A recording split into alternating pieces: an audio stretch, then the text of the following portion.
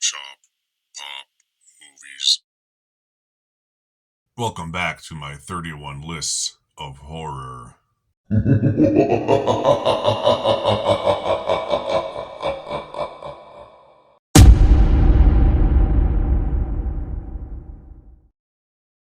Oh, hi there, this is Derek, the Convicted Cinephile, and if you're a convicted cinephile yourself, please like, share, and subscribe to the channel down below. On my channel, I like to talk, shop, and pop open, that is, movies and physical media. And today is the continuation of my 31 lists of horror. The subgenre for today is going to be holiday horror. I've even got my Silent Night, Deadly Night 2 shirt on. So I figured, why not record this one today? The first one is sort of a gray area because it's not technically a holiday, but it is a day of celebration nonetheless. And that's going to be Happy Birthday to Me. I wanted to include this one because it's the only one that isn't a Scream Factory release, oddly enough, in this pile. But this was a surprisingly good little slasher movie that I never saw until I bought this Blu-ray. It's got cool artwork on the other side. So the main character, a young woman in this movie, has a traumatic accident that causes her to constantly, not constantly, but repetitively black out from occasion to occasion, and her friends are all mysteriously disappearing in the meantime. So you're led to believe that this woman on her blackouts is going into a fit of rage and murder. I don't really want to say too much of it because this was a surprisingly interesting conclusion in this movie. I don't want to give anything away, but it was a lot more intriguing than any little old slasher movie that I never saw was. So I highly recommend it. It's one I need to rewatch as well as all of these are. I say that every time.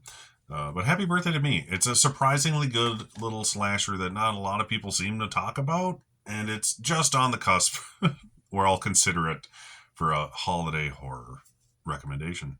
The next one is an Easter horror movie. It doesn't really have much to do with Easter, but it happens on Easter and around Easter, and Easter eggs and things of that nature are made jokes of in this film. Yes, it is also a horror comedy, and that's going to be Critters 2, one I grew up watching. Arguably the best Critters movie. The first two are easily the best of the franchise. A little monster movie that, rips off Gremlins, sort of, where these little critter creatures join up into this giant critter ball. They raise hell all over this little town. But if you haven't seen the first one, I would recommend doing so, obviously.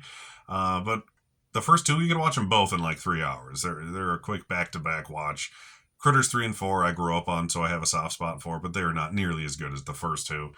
But it's basically, more of the same in a sense.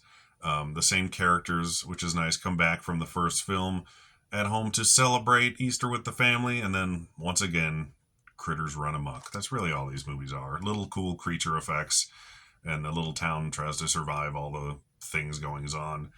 It's a fun one, and it's a weird like alien body swap movie as well. It's got a lot some of that in there too, which is like something I always forgot about until I bought this set and rewatched these movies probably 15 years after the last time I saw them. I was like, oh yeah, there's like humanoid aliens in these movies too, not just the little critters, because the other aliens are on the hunt for these bastards.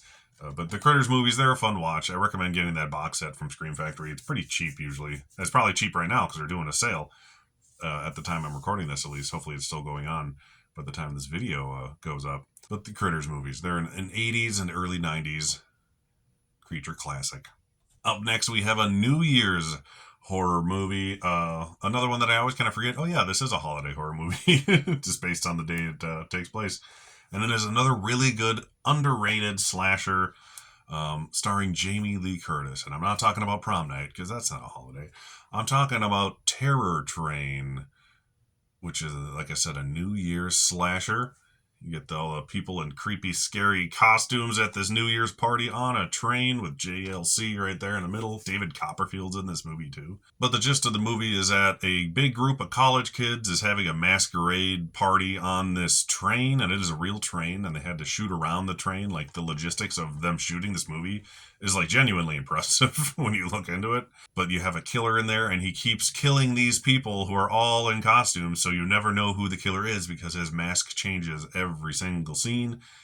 And it is some good, creepy 80s slasher stuff. But yeah, besides Halloween, all the little Jamie Lee Curtis slashers that came out after that, this is easily my favorite. I highly recommend Terror Train for a good New Year's horror experience.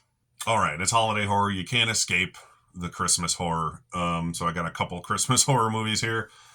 This is the newest film in the bunch by far, the only one that's not a 70s or 80s movie. And that is Krampus by Michael Dougherty. Yes, the maker of Trick or Treat. And this is the 4K, so it's the naughty cut, which is, it's not much different than the theatrical cut. I think the theatrical cut, was it rated R or PG-13? I honestly don't remember. But they don't add a lot back into it. It's honestly just like a handful of more like foul language words. It's not like super gory or anything. But Krampus is essentially the evil version of Santa Claus. So the little boy in the movie, who's the main character, is sick of his family. He doesn't want to celebrate Christmas, and his lack of Christmas spirit causes Krampus to come to town, and his family seems to be stranded in this snow-blind storm in the whole neighborhood. They can't get anywhere. They can't see anyone. So they have to fend for themselves in the house with all these scary little Christmas creatures come to life, like these little gingerbread men and the clown toy that comes to life. A lot of cool little creature effects in this movie.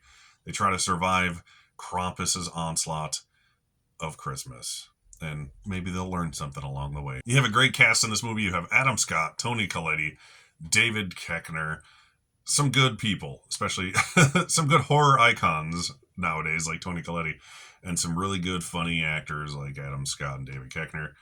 Like I said, it's a horror comedy, so you gotta have people in there like that. But this is a really good release. It's got a lot of extra special features as well. If you like Trick or Treat, I don't see why you wouldn't like Krampus if you haven't seen it. So I give it a whirl. I actually watched it with my kid when I bought this, and he was probably like 5 years old at the time. He even really enjoyed it. So it's surprisingly family friendly as long as your kid's not scared of everything. Last but not least, as I always say, is arguably the best horror holiday horror movie of all time, and that is the early slasher, the proto slasher, if you will. I don't know. Does this count as a slasher, or is this still proto slasher? Pre Texas Chainsaw, we have Black Christmas from Bob Clark. This is the classic "The Call Is Coming From Inside the House" style horror movie where you got these college girls being hounded by this creepy man, Billy, I believe his name is, on the phone with his scary voice, and people are dropping left and right, and they don't know where he is. And like I said, the call is coming from inside the house. But Black Christmas is one of the best horror movies ever made. Like, I almost included this on like a 1970s list I plan on doing at some point. And like I said, it's one of the best slasher movies of all time. It's not a gory slasher movie, you know, it's pre-Halloween, it's pre-Texas Chainsaw. So it's not a gore fest slasher.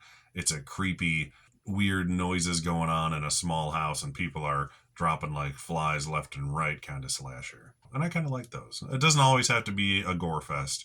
Sometimes it just has to be a well-crafted Christmas horror movie. And Bob Clark, oddly enough, also directed another Christmas classic, A Christmas Story. So if you want to do a fun double feature, watch Christmas Story and Black Christmas back to back, and you'll be very confused. So those are my 5 holiday horror recommendations from me to you out of my collection. If you haven't seen any of these, please watch them. Let me know if you do watch one for the first time, and let me know how it was. If you hated it, if you loved it. Either way, thanks for watching, and I'll see you tomorrow. Thank you so much for watching, everybody. Don't forget to like and subscribe to the channel, and channel memberships and merch are available on TeePublic and Spreadshop stores.